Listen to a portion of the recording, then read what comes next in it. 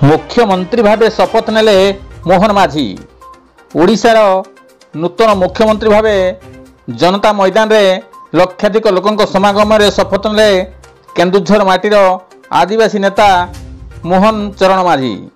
प्रधानमंत्री नरेंद्र मोदी, पूर्वतन ओडिशा मुख्यमंत्री नवीन पट्टनायक एवं बीजेपी शासित राज्यर मुख्यमंत्री माने मध्य शपथ ग्रहण उत्सव रे उपस्थित थिले।